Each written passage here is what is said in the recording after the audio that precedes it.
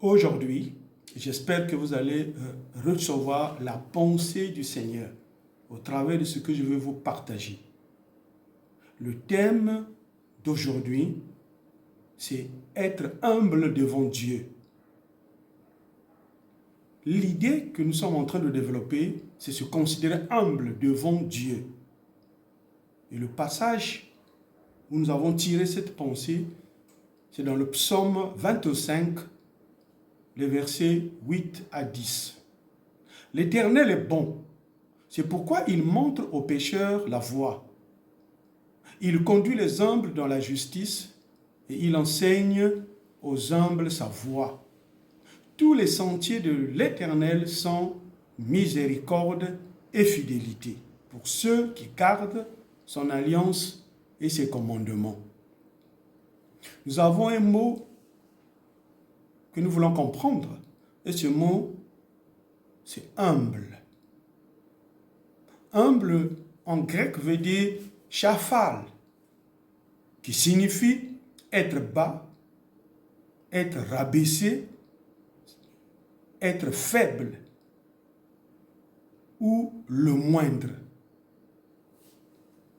Le psalmiste, bien qu'il était entouré des ennemis, il ne demandait pas simplement la délivrance physique, mais il désirait que Dieu le guide. Il ne voulait pas que Dieu lui montre simplement la voie, mais l'aider à y demeurer, en reconnaissant la différence entre le savoir et le faire. Aussi la difficulté de passer de l'un à l'autre. D'un côté, nous avons le savoir, mais de l'autre, la mise en pratique de ce savoir. Et souvent, nous butons à ce niveau-là. Ce psaume nous apporte de nombreuses indications utiles à nos vies et à notre marche avec Dieu. C'est un problème du christianisme depuis longtemps. Beaucoup de chrétiens connaissent les voies de Dieu, mais ne les empruntent pas au quotidien. Nous avons des ennemis qui attendent au dehors et des luttes intérieures en nous qui sont nombreuses. Et pour y triompher de ces luttes, nous avons besoin de la grâce de Dieu. Lorsque nous allons auprès de lui dans un esprit d'humilité. Par ailleurs, pour recevoir les conseils et les enseignements qui sont discutés dans ce psaume, en remontant les versets 5, où nous trouvons David qui dit « Conduis-moi dans ta vérité et instruis-moi car tu es le Dieu de mon salut, tu es toujours mon espérance. Éternel, souviens-toi de ta miséricorde et de ta bonté, car elles sont éternelles. »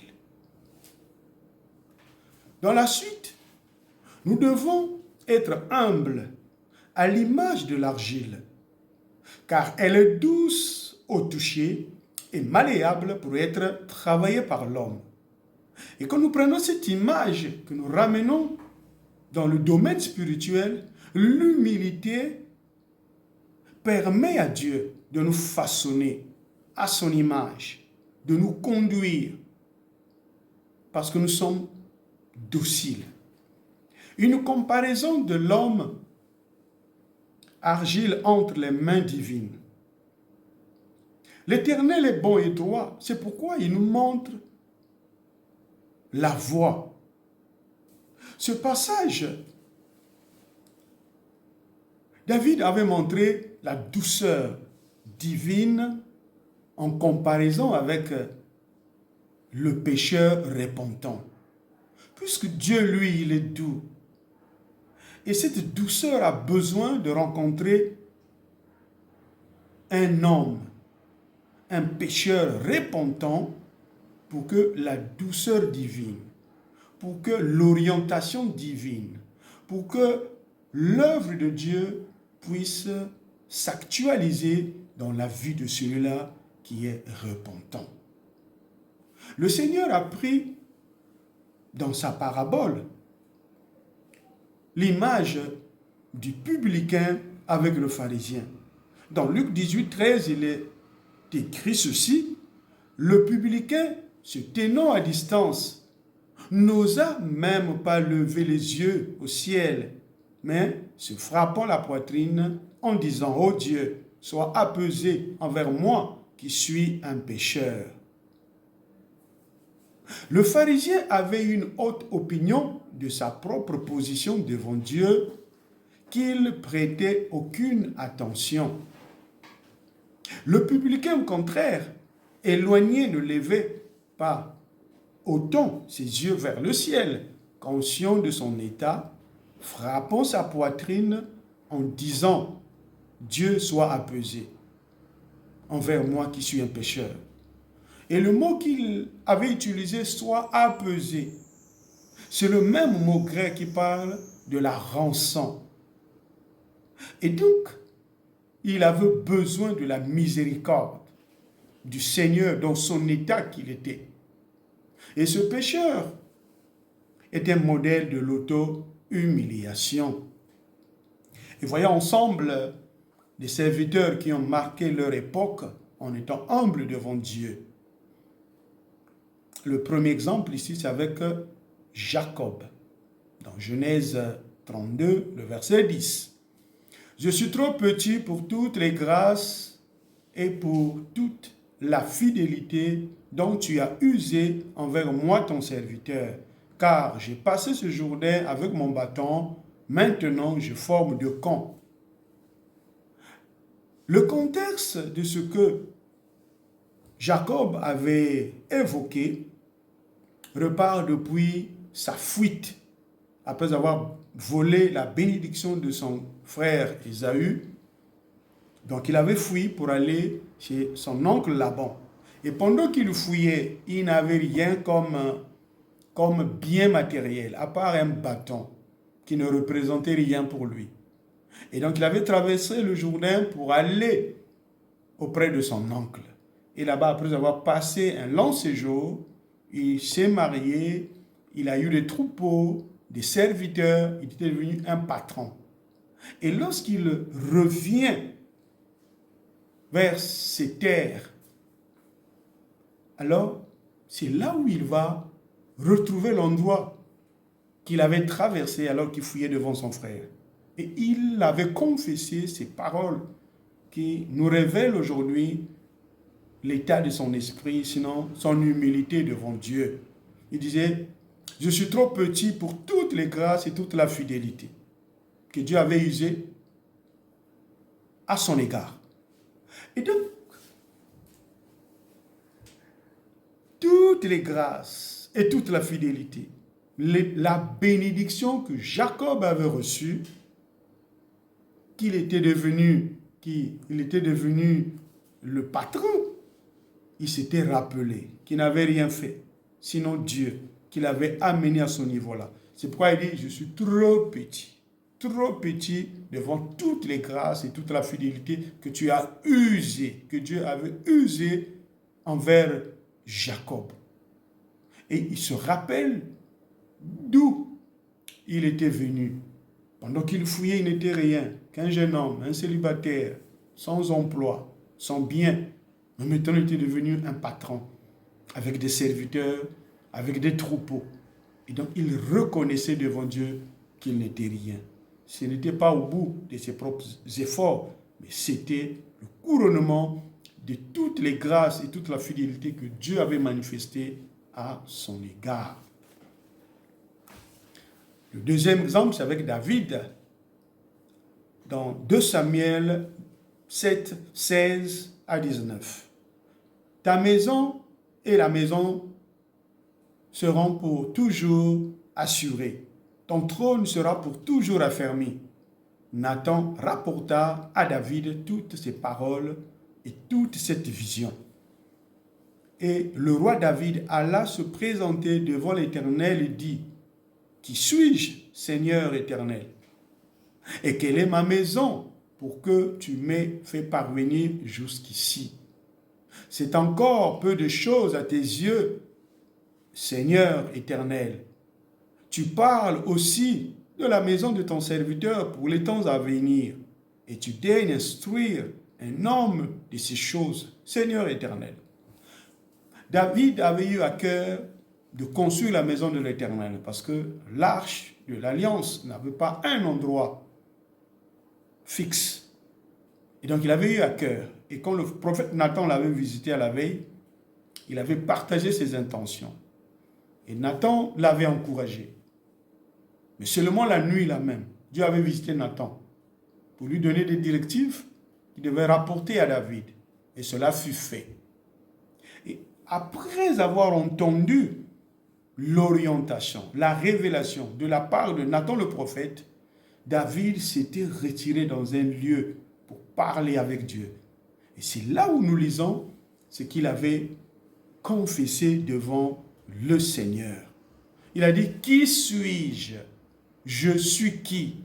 J'ai quelle importance? Je suis tellement insignifiant. Comment le souverain, l'Éternel, le roi de l'univers, comment il peut s'abaisser jusqu'à mon niveau pour me bâtir une maison éternelle? Parce que Dieu était clair que David ne devrait pas manquer dans sa lignée un enfant qui devrait être au trône. Alors qu'il dit qu'il était qui alors? Un moins que rien. Et il reconnaît que s'il était devenu le roi, parce que Dieu l'avait pris derrière le mouton de son père pour l'établir roi sur l'héritage, son héritage à lui, le peuple d'Israël. Quel esprit d'humilité! Le grand guerrier David, dans le témoignage, dans ses œuvres, ne cesse de nous rappeler combien il avait la foi en Dieu. Mais cet homme-là était humble devant Dieu. Nous prenons un troisième exemple, c'est celui de Méphi-Bosheth, de Samuel 19, 28. Car tous ceux de la maison de mon père n'ont été que des gens dignes de mort devant le roi, mon Seigneur. Et cependant, tu as mis ton serviteur au nombre de ceux qui mangent à ta table. Quel droit puis-je encore avoir? Et qu'ai-je à demander au roi? Le contexte de ce texte ici, lorsque David fouillait la rébellion d'Absalom, il souhaitait que ceux qui lui étaient loyaux l'accompagnent dans cette épreuve. Seulement parmi ceux qui étaient avec lui, il avait constaté l'absence de Méphi-Bosheth. Ce que David ne savait pas, c'est que Tiba, le serviteur, avait joué un détour pour abandonner Méphi-Bosheth et aller se présenter au roi pour dire que Méphi-Bosheth, lui, c'est le trône qui l'intéresse. C'est comme ça que le roi va lui donner l'héritage de Méphi-Bosheth. Et au retour de David, pendant qu'il repartait au palais après cette rébellion parce qu'Absalom était mort, c'est là où Méphi-Bosheth vient le rencontrer. Et David va lui poser la question pour savoir, où étais-tu alors que j'avais besoin de toi? Méphi-Bosheth répondit, roi David, tu sais que ton serviteur est un handicapé. J'avais apprêté, j'avais tout fait, j'avais demandé à Tiba, mon serviteur, de m'aider pour que je me joigne à toi. Mais il m'avait joué un détour.